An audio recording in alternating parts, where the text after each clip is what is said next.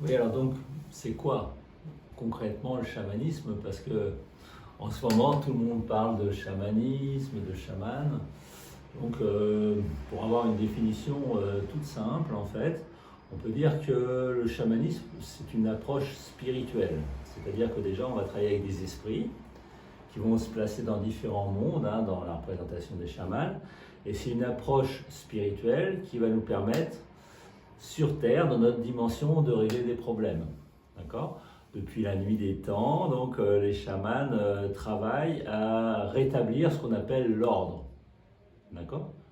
En ce sens, les chamans, si je paraphrase ou si je m'inspire d'une exposition qui a lieu à Paris il y a 3 ou 4 ans, ce sont les maîtres du désordre. En fait, dans notre désordre, ils vont rétablir l'ordre.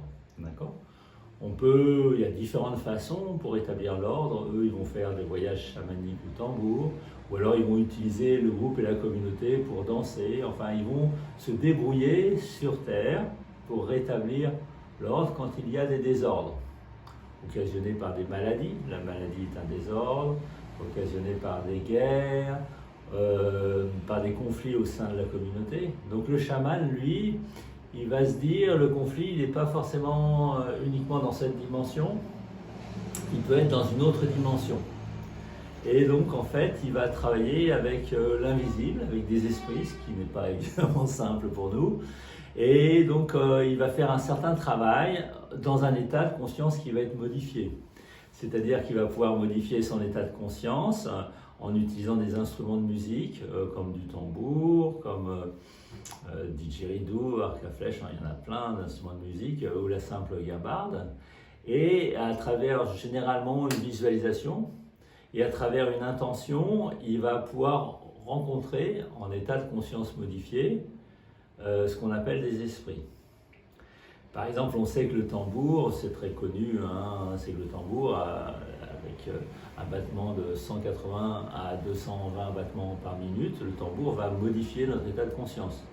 Si bien que les chamans, qui sont des maîtres d'état de conscience modifié, vont pouvoir rencontrer les esprits. Mais nous, et c'est ce qu'on propose, nous, aux gens dans les séminaires, c'est qu'eux aussi pourraient, dans ces états de conscience modifiés, rencontrer des esprits. Donc le chaman, c'est quelqu'un qui a une pratique spirituelle qui fait qu'il va rencontrer les esprits, ou le praticien ou la praticienne chamanique, ou tout simplement l'élève qui cherche à rencontrer les esprits. Donc on pourrait dire que le chamanisme, c'est une pratique de rencontre avec les esprits dans un état de conscience autre que l'état de conscience réputé normal, habituel. Alors cet état de conscience modifié, j'ai parlé des instruments, mais d'autres personnes peuvent utiliser des plantes. C'est-à-dire qu'on peut utiliser des plantes plus ou moins effectives et plus ou moins dangereuses, hein, parce que les psychotropes sont quand même des plantes dangereuses qui ont beaucoup de pouvoir. Donc nous, on invite par exemple à utiliser plutôt des instruments de musique qui sont inoffensifs, avec lesquels on peut utiliser ces instruments de musique et surtout ne pas tomber sous la dépendance des plantes, parce qu'il faut quand même savoir que les plantes, la plupart du temps, sont des maîtresses jalouses, hein, et qu'elles peuvent provoquer des dépendances quand même. Donc, dans certaines sociétés, les chamans ont l'habitude de travailler avec ces plantes, mais dans nos sociétés modernes et occidentales, tout le monde n'a pas l'habitude de travailler avec ces plantes. Donc voilà, donc pour ce qui est du chamanisme, on pourrait dire que c'est une pratique spirituelle de rencontre avec les esprits.